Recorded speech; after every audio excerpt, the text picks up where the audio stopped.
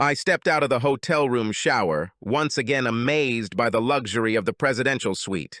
I'm not one for self-indulgence, but my recent good fortune in the form of a huge annual bonus made up for the long hours I was working, meaning a weekend in the most expensive hotel room in town, was necessary to rekindle my marriage. I walked towards the bathroom door, wrapping a towel around my waist, when there was a knock on the hotel room door. I opened the bathroom door a crack, knowing that my sexy wife loved to tease the room service staff. I wasn't disappointed as I watched Savannah loosen the waistband of her hotel robe before opening the door. However, to our mutual surprise, it was a cute little blonde who pushed the cart with our dinner into the room.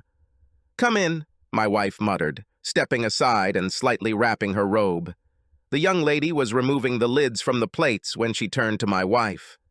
"Oh, hello!" she exclaimed with delight. "Welcome back, Mrs. Wayne." Like Batman, she finished with a smile, clearly proud to greet the VIP guest by name. My wife's eyes widened slightly at the recognition as she quickly glanced towards the bathroom where I remained out of her sight. Remembering that my wife's boss always introduced himself as Bruce Wayne, like Batman, when I met him probably 1,000 times over the past few years, I suddenly felt a pit in my stomach. I finished toweling off and put on my hotel robe as my wife got rid of our little waitress.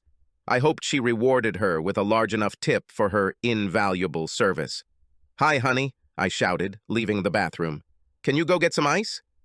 I have a bottle of champagne that we need to chill."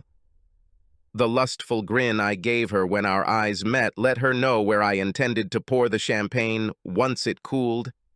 I handed her the ice bucket. Savannah smiled and stretched like a cat, her body as gorgeous as the day we got married. When she stood up and walked barefoot to the door, I shouted, "Take off your robe." She was a closet exhibitionist, and assuming that Savannah would rise to the challenge, I was not surprised when she threw off her robe, stuck her tongue out at me, and quickly rushed through the room door.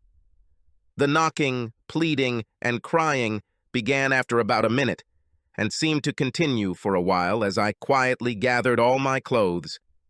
And almost 10 minutes passed before I heard the door open, before the visitor was stopped by the security chain. "I'm not ready for room service yet, thank you." I started to close the door when someone was struggling to open it. "This is the hotel manager," came a desperate voice through the remaining gap. "How can I help you?" I asked kindly through the slightly open door. "Could you please allow your wife to return to your room, sir?" he asked unctuously. Apparently, he didn't like getting into trouble with the people who had booked the presidential suite. "My wife?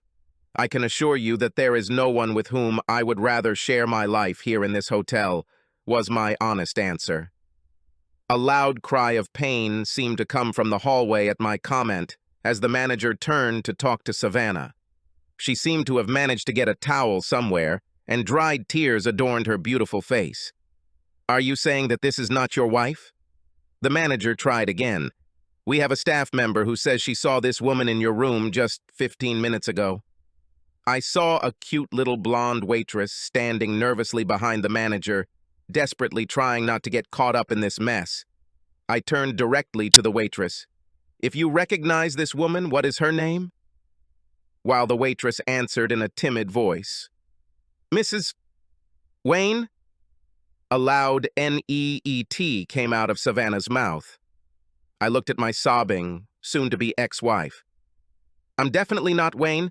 My last name is Lyons. Maybe this is a woman of easy virtue who got lost. Now, if you'll excuse me, I have a busy day ahead." And with that, I closed the door on my wife and marriage. Subscribe to our channel so that your second chaff doesn't cheat on you, and go ahead and listen to the next story, because this story is nothing compared to the next one. If you're under 18, don't even think about listening to the next one.